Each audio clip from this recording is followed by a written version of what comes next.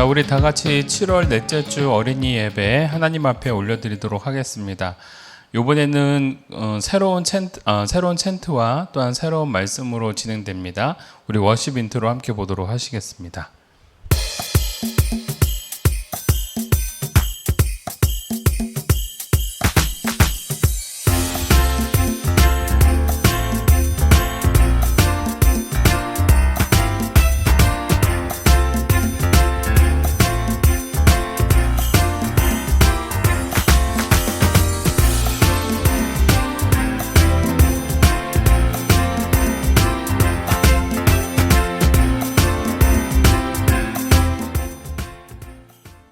기도하겠습니다. 사랑해 주님 감사합니다. 오늘 우리로 하나님 앞에 예배자로 설 수 있도록 인도해 주심 감사드립니다. 예배당에 비록 나오지 못하지만 각자의 처소에서 하나님 앞에 예배를 드리고자 하오니 우리 사랑하는 친구들이 각 집에서 예배를 드릴 때 그 예배의 처소가 성전이 되게 해주시고 또 하나님의 임재하심과 성령님의 역사하심으로 말미암아 온전히 주님 앞에 드려지는 흠양하는 예배가 될 수 있도록 은혜 내려 주시옵소서. 특별하게 우리 사랑하는 친구들이 하나님의 말씀대로 살아가기를 간절히 소원합니다. 그런데 그 안에 욕심과 미움과 시기와 질투, 수많은 죄악들이 있습니다. 예수 그리스도의 보혈의 피로 정결케 하여 주시옵고 성령님의 임재하심 속에서 더욱더 하나님의 말씀대로 살아나갈 수 있는 우리 친구들이 되게 하여 주시옵소서. 온전히 이 예배를 흠양하시고 우리와 함께 하실 주님을 기대하며 예수님의 이름으로 기도하옵나이다. 아멘. 우리 다 같이 챈트, 이번에 새로운 챈트입니다. 이사야서 43장 11절 말씀 함께 외워보도록 하시겠습니다. 이제 쇼바이블 챈트 쇼 이사야 43장 11절 말씀 아멘 아멘 아멘. 이사야 43장 11절 말씀 아멘 아멘. 외워볼까? 나고 나는 여호와라 나 외에 구원자가 없느니라. 나고 나는 여호와라 나 외에 구원자가 없느니라. 나고 나는 여호와라 나 외에 구원자가 없느니라. 나고 나는 여호와라 나 외에 구원자가 없느니라. 나고 나는 여호와라 나 외에 구원자가 없느니라. 나고 나는 여호와라 나 외에 구원자가 없느니라. 나고 나는 여호와라 나 외에 구원자가 없느니라. 나고 나는 여호와라 나 외에 구원자가 없느니라. 우리 다 같이 사도신경으로 신앙 고백하도록 하겠습니다. 전능하사 천지를 만드신 하나님 아버지를 내가 믿사오며 그 외아들 우리 주 예수 그리스도를 믿사오니 이는 성령으로 잉태하사 동정녀 마리아에게 나시고 본디오 빌라도에게 고난을 받으사 십자가에 못 박혀 죽으시고 장사한 지 사흘 만에 죽은 자 가운데서 다시 살아나시며 하늘에 오르사 전능하신 하나님 우편에 앉아 계시다가 저리로서 산자와 죽은 자를 심판하러 오시리라.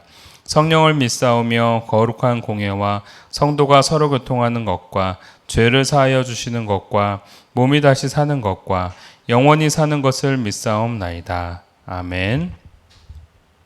오늘 하나님이 우리에게 주시는 말씀 누가복음 15장 13절에서 20절까지의 말씀입니다. 목사님이 읽어보도록 하겠습니다. 그 후 며칠이 안 되어 둘째 아들이 재물을 다 모아가지고 먼 나라에 가 거기서 허랑방탕하여 그 재산을 낭비하더니 다 없앤 후 그 나라에 크게 흉년이 들어 그가 비로소 궁핍한지라. 가서 그 나라 백성 중 한 사람에게 붙여 사니 그가 그를 들로 보내어 돼지를 치게 하였는데 그가 돼지 먹는 쥐염 열매로 배를 채우고자 하되 주는 자가 없는지라. 이에 스스로 돌이켜 이르되 내 아버지에게는 양식이 풍족한 품꾼이 얼마나 많은가. 나는 여기서 주려 죽는구나. 내가 일어나 아버지께 가서 이르기를 아버지 내가 하늘과 아버지께 죄를 지었사오니 지금부터는 아버지의 아들이라 일컬음을 감당하지 못하겠나이다. 나를 품꾼의 하나로 보소서 하리라 하고 이에 일어나서 아버지께로 돌아가니라. 아직도 거리가 먼데 아버지가 그를 보고 측은히 여겨 달려가 목을 안고 입을 맞추니. 아멘. 우리 설교전 영상 먼저 좀 보도록 하시겠습니다. 예수님은 가르치고 전파하고 고치는 사역을 하셨어. 오늘은 가르치는 사역에 대해 가르치는 일은 사람들이 이해하기 쉽도록 비유로 설명했어. 잃어버린 것에 대해서는 3가지 이야기를 했는데 그 중에 하나가 돌아온 둘째 아들 비유지. 오늘은 유명한 돌아온 탕자 이야기를 들려줄게. 우와, 기대돼요. 어떤 사람에게 있던 두 아들에 관한 이야기란다. 둘째 아들은 아버지의 부유한 집에 살았지만 도시에 가서 놀고 싶었지. 오, 신나겠는걸? 아버지, 저에게 물려줄 재산이 있죠? 그걸 지금 주세요. 어서요. 아니 뭐라고? 둘째 아들은 아버지로부터 재산을 받아 도시로 떠나버렸어. 야호! 신난다. 실컷 놀아야지. 아들아. 둘째 아들은 도시에서 재산을 흥청망청 써버렸어. 신난다. 결국 둘째 아들은 아버지의 재산을 모두 쓰고 말아. 이제 돈이 없네. 아, 네. 이제 없네요. 빈털터리가 된 둘째 아들은 쫓겨나게 되고 돈 벌면 와라. 돼지치는 사람이 되어 돼지가 먹는 쥐엄 열매를 먹을 수밖에 없었어. 이렇게 사느니 아버지 집에 종이라도 되는 게 낫지 않을까? 아버지는 그런 둘째 아들을 매일 밤 기다렸어. 그런데 그때 아버지는 종이 되려고 돌아오는 둘째 아들을 보게 되지. 아니, 준이! 아버지는 미안함에 어쩔 줄 모르는 둘째 아들을 꼭 안아주었어. 아들아, 돌아왔구나. 돌아왔어. 아버지의 아들 자격이 없어요. 그리고 큰 잔치를 열어 둘째 아들의 복귀를 환영했어. 하하하하, 배고팠지? 많이 먹어라. 아버지 감사해요. 한편 첫째 아들은 힘든 일을 마치고 돌아왔어. 아니, 내가 없는 사이 잔치가? 여러 해 동안 아버지를 섬겨온 저에게는 아무것도 안 해주시고 아버지 재산을 탕진하고 온 저 녀석에게 이런 잔치라니요! 너는 항상 나와 함께 있으니 내 것이 다 네 것이지 않니? 내 동생은 죽었다가 살아났으니 우리가 즐거워하는 게 마땅하단다. 그렇군요. 하나님 아버지는 우리를 언제나 기다리고 계신단다. 자, 오늘 예수님께서 이 땅에 오셨을 때에 우리가 3가지 3대 사역이라고 했습니다. 하나는 가르치셨고, 하나는 전파, 즉 전도하셨고, 하나는 약한 것을 고치시는 병든 자나 또는 귀신 들린 자나 이런 영적으로나 육적으로나 아파하는 사람들을 고치시는 이 3가지의 사역을 우리 예수님께서 하셨습니다. 그런데 오늘 그 예수님께서 이러한 비유를 통하여 하나님의 말씀을 전해 주셨는데, 이 비유를 하시는 이유는 하나님의 말씀을 제대로 전달하기 위함이었습니다. 즉 오늘 우리가 이번 달 내내 이제 배우게 될 내용이 예수님께서 가르치시고에 관련된 부분들, 우리가 물론 지난주에도 배웠지만 가르치시고에 대한 부분들을 한 가지 더 우리가 배우고 보고자 하는 겁니다. 자, 한번 눌러줄까요? 오늘 배우고자 하는 것 중에 오늘 가르치시고자 했던 내용 중에 하나가 바로 이제 비유에 관련된 내용인데, 예수님께서 이 비유에 관련된 내용 중에 오늘 돌아온 둘째 아들, 즉 돌아온 탕자에 관련된 비유를 함께 배워보도록 할 겁니다. 넘어가 볼까요? 예수님께서요, 그 비유를 통하여서 말씀하셨다라는 것은 실질적으로 하나님의 말씀에 대해서 잘 모르고 있거나 또는 오해하고 있는 부분들을 예수님께서 정확하게 가르쳐 주시기 위한, 좀 쉽게 이해하시기 위한 예수님의 설득 방법이었습니다. 그래서 이 비유라는 것은 어떠한 내용을 전달하기 위해서 어떠한 이야기, 다른 사건들을 통하여 그와 비슷한 논조와 관점을 가지고 하나님의 뜻을 전해주는 것인데요. 오늘 누가복음에서는 총 3가지의 3종 세트 중에 잃어버림에 대한 3종 세트의 비유가 나옵니다. 누가복음 15장에 이렇게 3가지가 나오는데 첫 번째가 뭐냐면요, 눌러줄까요? 잃은 양에 대한 비유. 100마리의 양들 중에서 한 마리의 양이 사라졌어요. 그런데 이 목자는 그 한 마리의 양을 찾기 위해 어떻게 해요? 99마리의 양을 내버려 두고 그 한 마리의 양을 찾아옵니다. 그리고 찾아오고 난 다음에 그 찾은 양으로 말미암아 너무 기뻐서 많은 주변에 있는 친구들과 함께 잔치를 벌여서 먹고 마시죠. 그러한 내용이고요. 두 번째, 10개의 드라크마 중에서, 드라크마라는 것은 당시 그리스, 즉 헬라어의 화폐 단위입니다. 소위 말하자면 그 1데나리온과 같은 의미예요. 한 드라크마, 10개의 드라크마 중에서 한 드라크마를 잃어버렸는데 그것을 찾게 되어주면 너무 좋죠. 너무 기쁘죠. 그래서 이웃 사람들과 또 함께 그 즐거움과 기쁨을 나눈다라는 표현이에요. 자, 잃어버린 양, 잃어버린 드라크마. 그리고 또 한 가지 오늘 우리가 함께 배우게 될 내용, 세 번째가 잃어버린 아들, 즉 돌아온 탕자에 대한 그러한 내용을 우리가 배우게 되어집니다. 이것이 바로 누가복음 15장에 등장하고 있는 세 가지 잃어버린 것에 대한 그 3종 세트입니다. 양, 동전, 그리고 아들, 이 이야기들을 통해서 오늘 예수님께서 우리로 하여금 알기 쉽게 전하시고자 하는 하나님의 뜻이 무엇인지를 함께 보도록 합시다. 우리가 아까 전에 영상을 통해서 보았듯이 오늘 탕자에 대한 이야기를 먼저 다룹니다. 자, 아버지, 제 몫을 주세요. 제 유산을 주세요. 이 뜻이 무슨 의미냐면요. 여러분, 유산이라는 건 뭐냐면 아버지나 어머니가 두 분 다 돌아가시고 난 다음에 아버지나 어머니가 가지고 있었던 재산을 그 자녀에게 물려주는 걸 이제 유산이라고 합니다. 근데 아들이 아버지가 살아계심에도 불구하고 유산을 달라라는 게 무슨 뜻일까요? 굉장히 큰 충격의 말입니다. 아버지가 얼른 돌아가셨으면 좋겠어요. 또는 아버지가 없어도 난 살 수가 있어요. 또는 아버지, 저는 아버지 같은 사람이 필요 없어요. 나 혼자 살 수 있습니다. 뭐 이런 의미를 가지고 있는 거예요. 굉장히 불효막심한 아들인 거죠. 이웃 사람들이 이러한 얘기들을 들었다면 아마도 자식 잘못 키웠다라고 손가락질 할 만한 그러한 상황이었을 겁니다.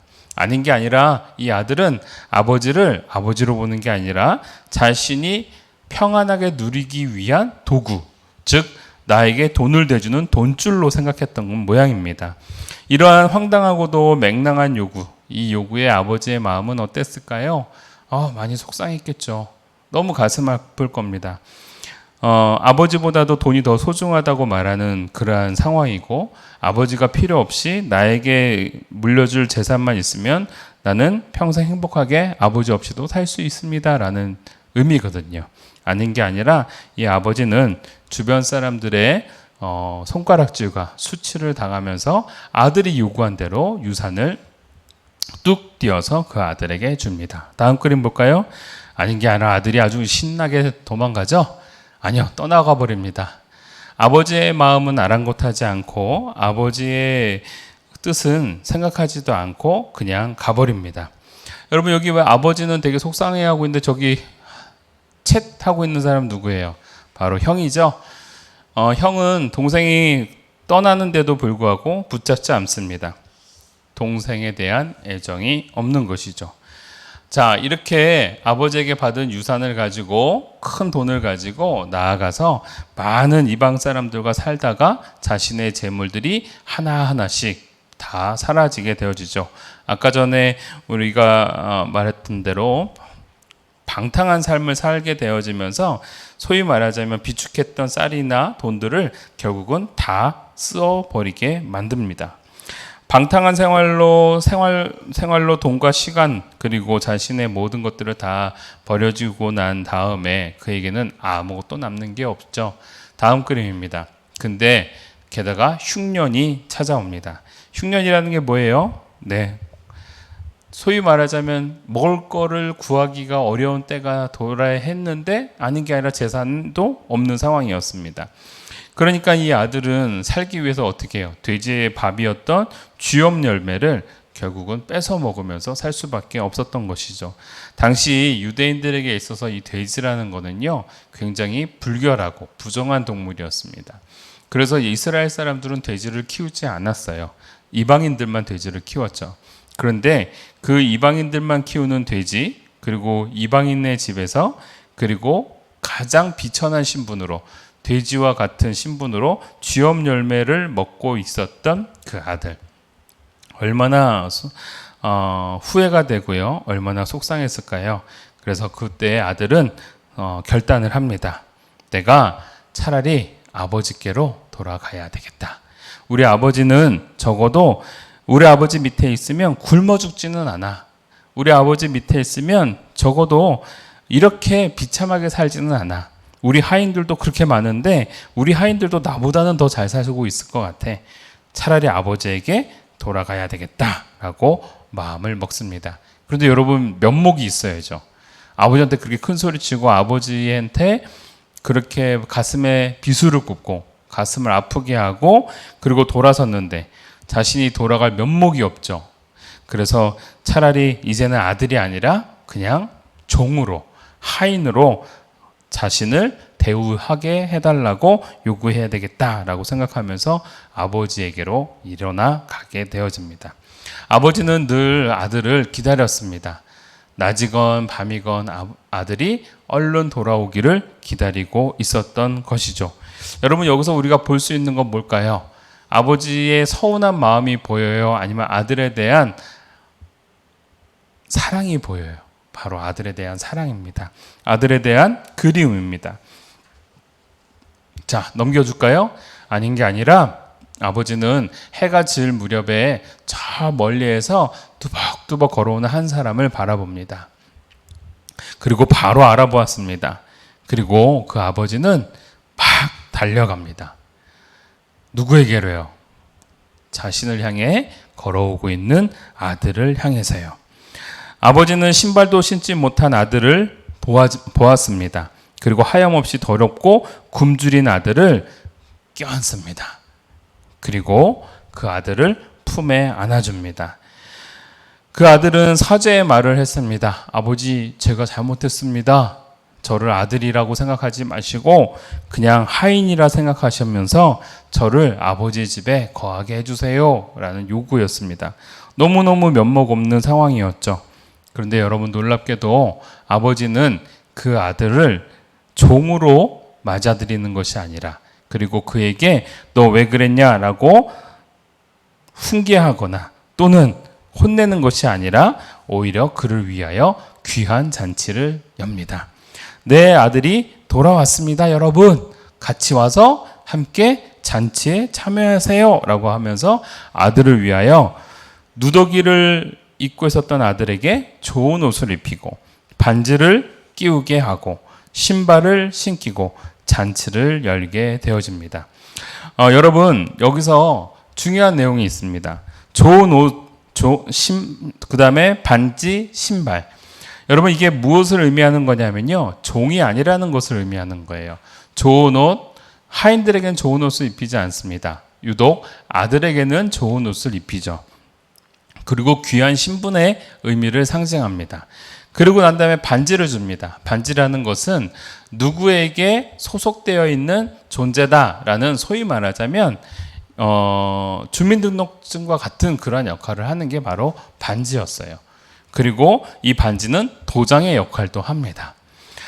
그러니까 이 아버지에게 있어서 아들은 아버지의 것을 누릴 수 있는 특권을 가진 사람, 아버지의 아들의 신분이다라는 걸 명확하게 보여주는 게 바로 반지였던 것이죠.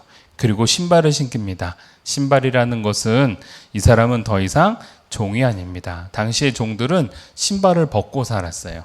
그래서 신발을 벗고 다녔던 것이 당연했는데 이 아들은 종이 아니었기 때문에 좋은 신발을 신겨서 이제 내 아들이고 주인의 자녀다라는 것을 상징해 주는 겁니다.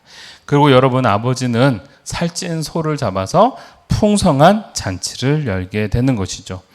여러분 이 아들은요 다시 아들로서의 그 지위를 회복하게 되어진 겁니다. 여러분 이렇게 아들이 돌아왔습니다. 돌아온 탕자에 대한 내용입니다. 근데 여러분 이 돌아온 탕자 속에는요 단순하게 이 둘째 아들만 있는 게 아닙니다. 또 한 명의 아들이 있는데 그 탕자에 대해서도 우리가 함께 배워보도록 하겠습니다. 바로 저 탕자죠. 저 탕자는 어디 나간 적이 없잖아요. 아닙니다. 왜 이 사람이 탕자였는지, 첫째 형이 탕자였는지를 오늘 우리가 말씀을 통해서 배워보고자 합니다. 또 다른 잃어버린 아들 바로 첫째였습니다. 이 첫째는요, 갑자기 아버지한테 화를 냅니다. 아버지, 어떻게 이럴 수가 있어요? 저 녀석이 아버지의 유산을 가지고 다 허랑방탕하게 사용해서 다 쏟아버리고 왔는데 왜 저 사람을 위해서 송아지를 잡아줬습니까? 라고 화를 내는 거예요. 여러분, 참 놀랍죠? 자신의 동생이고 그리고 사랑하는 자신의 동생뿐만 아니라 한 집안 식구였습니다. 아버지의 아들입니다. 그런데 그 둘째 아들이 돌아온 것에 대해서 오히려 기뻐하지 않습니다. 가뜩이 난 둘째 아들은 미안한 마음, 그 다음에 면목 없는 마음으로 왔는데 오히려 그에게 이렇게 버럭 소리를 지르는 것이죠. 그런데 여러분, 이에 대해서 아버지는 이렇게 말씀하십니다. 얘야, 너는 항상 나와 함께 있었으니 내 것이 다 내 것이로되 내 것이 다 너 것 아니었니? 이 동생은 죽었다가 살아났으며 내가 잃었다가 얻었기로 우리가 즐거워하고 기뻐하는 것이 마땅하지 않을까? 이렇게 얘기를 해주는 것이죠. 여러분, 참 놀랍죠? 여기서 왜 첫째 아들이 탕자일 수밖에 없었을까요? 바로 이 첫째 아들이 존재하고 있다라는 것은 바로 어떠한 의미를 가지고 있냐면, 비록 아버지 옆에 있었지만 아버지의 뜻과는 전혀 상관없이 살고 있었기 때문에 이 사람은 또 다른 탕자였던 겁니다.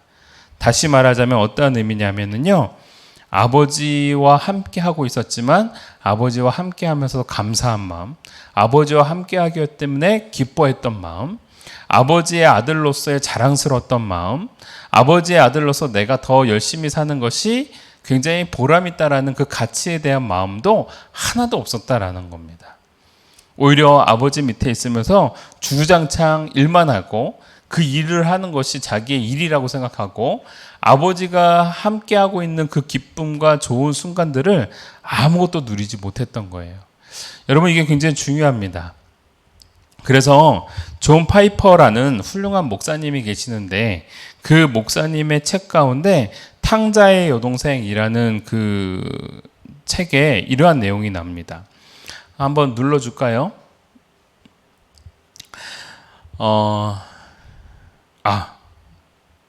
바로 탕자인 저 첫째 아들을 보여주는 것이죠.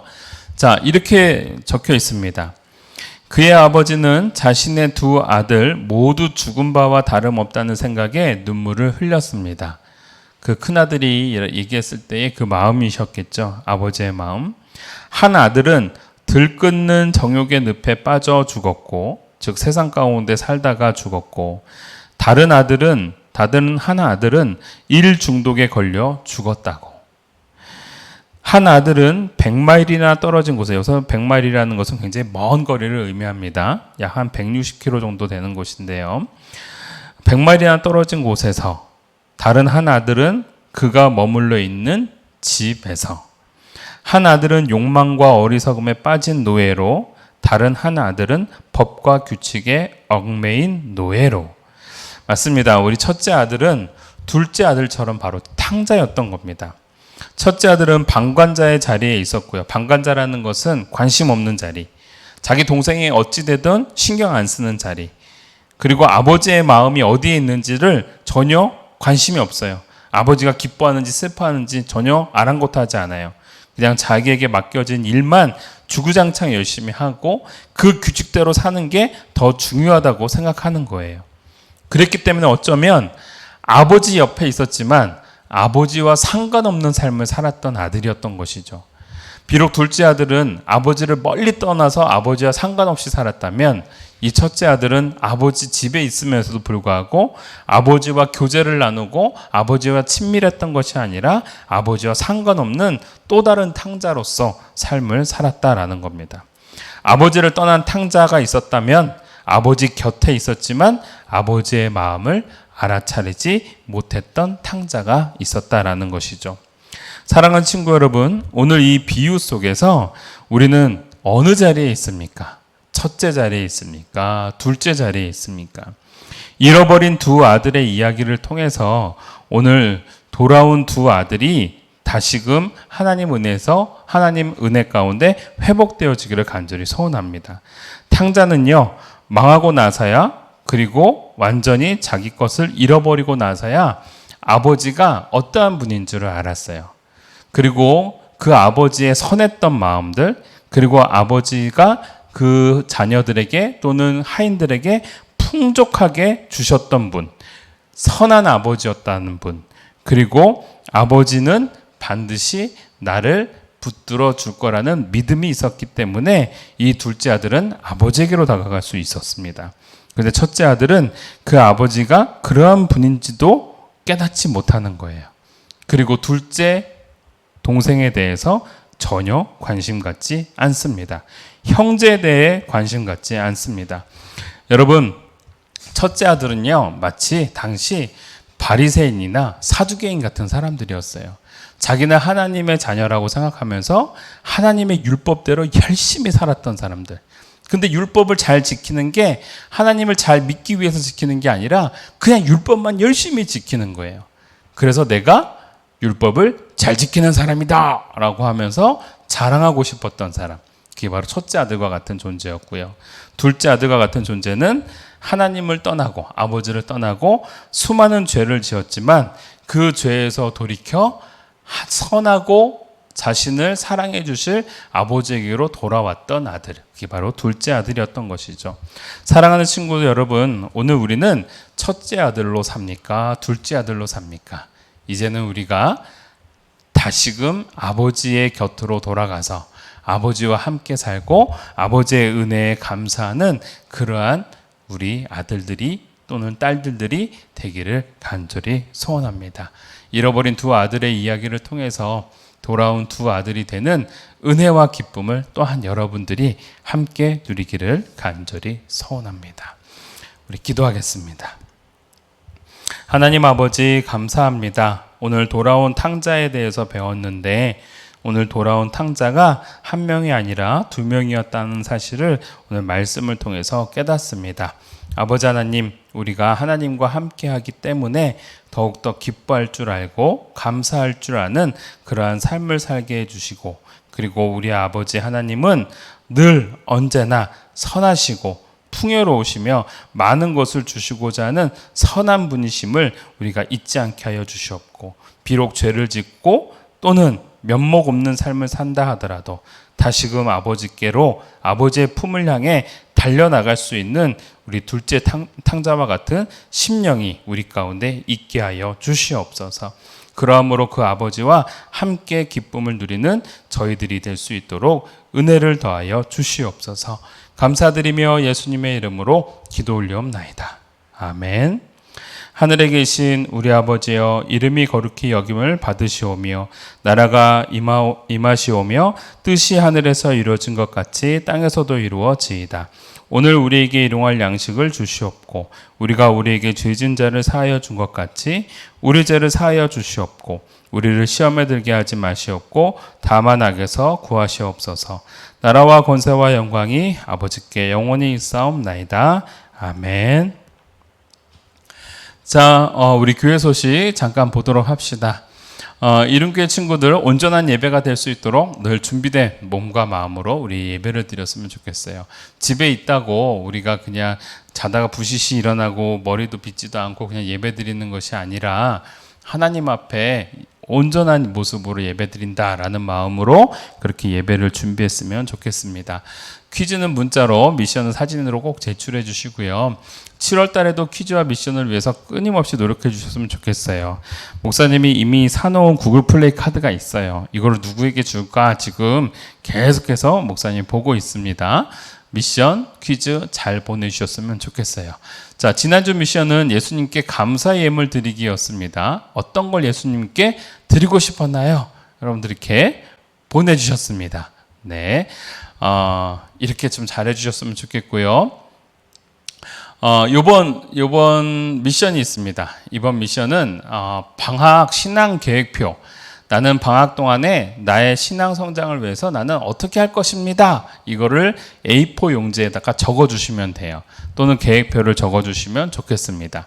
그래서 나는 이번 방학 때 뭐 예를 들면 성경 마태복음을 읽어보겠습니다. 나는 이번 계획 때 아침 저녁으로 10분씩 또는 30분씩 기도해 보겠습니다. 또는 나는 꼭 식기도를 하겠습니다. 식기도를 안 했던 친구라고 한다면 식사할 때마다 기도를 해보겠습니다. 또는 나는 아니요. 나는 요번에 말씀을 한번 외워보겠습니다. 뭐 이렇게 등등등 여러 가지를 적어서 보내주시면 좋겠습니다. 그리고 그 신앙 계획표대로 방학이 끝난 다음에 한 9월달 정도에 미션을 완성한 친구들이 있다면 특별하게 목사님이 또 좋은 선물을 주도록 하겠습니다. 자, 지난주 퀴즈 한번 보도록 하시죠. 바리새인이었던 시몬은 바리새인들과 함께 불편했던 예수님을 자신의 집에 왜 초대하였습니까? 여러분 되게 의외죠? 예수님을 되게 싫어했던 바리새인들이었는데 왜 예수님을 집에 초대했어요? 네, 답은 그가 선지자라는 소문이 있었기 때문에, 그래서 진짜 선지자인지 확인해 보고자 바로 바리새인이었던 시몬은 예수님을 자기 집에 초대했던 겁니다. 두 번째, 예수님이 시몬의 집에 계실 때 한 여인이 와서 옥합을 깨어 예수님의 발을 닦았습니다. 지난주 말씀 기억나시죠? 그때 바리새인은 무엇을 불편하게 생각하였습니까? 그 옥합을 깬 냄새가 불쾌했나요? 아니죠. 자신의 집에 들어왔던 여자가 죄인이었기 때문에 그렇습니다. 더럽혀진 여자가 자기의 거룩한 집을 더럽히게 만들었다라고 생각했던 거예요. 그래서 싫어했던 겁니다. 이거 굉장히 안 좋은 생각이죠. 자신과 그 여인을 구별했던 겁니다. 나는 깨끗하고 너는 더러워 라는 생각을 가졌던 것이죠. 바로 그 내용인 겁니다. 세 번째, 옥합을 깬 여인에게 예수님은 무엇을 하였습니까? 3번이죠. 답은요. 그녀의 죄를 용서해 주셨고 구원을 선포하셨습니다. 내 죄가 사하여졌느니라 라고 말씀하시고 내 믿음대로 너는 구원을 받았다 라고 선포해 주셨던 것이죠. 맞습니다. 자, 이번 주 퀴즈. 예수님께서 우리에게 왜 탕자의 이야기를 해주셨을까요? 오늘 힌트 보세요. 예수님께서 우리로 하여금 비유를 통해 깨닫게 하시기 위해서 했는데요. 왜 탕자의 비유를 해주셨냐면 바로 오늘 누가복음 15장에서 세 가지의 비유, 3종 세트가 있었다고 했어요. 무엇에 대한 찾음을 기뻐했다라는 것을 말씀해 주기 위함이었습니다. 그래서 여러분, 바로 그래서 잃어버린 양, 잃어버린 드라크마, 잃어버린 아들. 그래서 목사님 지금 완전히 답을 다 얘기해 줬어요. 탕자의 비유를 얘기해 주셨던 건 잃어버린 자들을 찾기 위함인 것을, 그것이 구원이었음을, 그것이 이 땅에 예수님이 오신 것임을 말씀해 주기 위함이었습니다. 목사님이 오늘 다 설명해 줬습니다. 그걸 적어주시면 돼요. 2번. 자, 아버지를 떠난 둘째 아들은 어떻게 다시 아버지께 돌아올 수 있었을까요? 둘째 아들은 아버지는 어떠한 분이라는 믿음이 있었어요. 그랬기 때문에 아버지에게 돌아올 수가 있었어요. 성경 말씀에도 나옵니다. 그분의 밑에 있는 하인들은 어떠한 상황을 누렸을 것이다. 즉 아버지에 대한 어떠한 것들이 이제 생각이 난 거예요. 자, 그래서 그러한 믿음을 갖고 돌아올 수 있었다. 세 번째. 자, 아버지를 떠난 적이 없는 첫째 아들의 문제는 무엇이었나요? 여러분, 아버지를 떠난 적도 없었는데 첫째 아들은 탕자였습니다. 근데 그 아들의 문제는 무엇이었어요? 1번, 첫째 아들도 곧 떠날 것이었기 때문에. 2번, 그도 아버지께 유산을 이미 받았기 때문에. 3번, 아버지와 함께 있으면서도 감사와 기쁨 없이 일만 하였기 때문에. 4번, 첫째는 양자였기 때문에. 양자라는 것은 어디서 다른 곳에서 자신의 아들이 아니지만 아들로 선택했다라는 의미죠. 자, 이 중에서 답이 있습니다. 답은 늘 길고 좋은 것이죠. 자, 여기까지 하고요. 자, 예수님 안에서 우리 신앙의 기쁨과 감사를 잊지 맙시다. 또한 예수님은 우리를 한결같이 사랑하시는 분임을 또한 잊지 않고 살아가는 저와 여러분이 되어지기를 간절히 소원합니다. 여기서 목사님이 한 가지 문제를 한번 내볼게요. 이거는 넌센스 퀴즈입니다. 자, 돌아온 탕자가 아버지께로 돌아왔죠. 아버지께로 돌아온 탕자가 이렇게 아버지께로 돌아올 때 가장 그것을 싫어하던 존재는 누구였을까요? 이 넌센스 퀴즈 한번 문자로 맞춰주시는 분에게 좋은 선물을 주도록 하겠습니다. 알겠죠? 자, 어찌됐건 우리가 우리를 사랑하시고 우리를 아끼지 않으시는 우리 예수님께 늘 언제나 다가가는 우리 친구들이 되기를 원합니다. 우리 다음 주에 만나도록 하겠습니다. 안녕.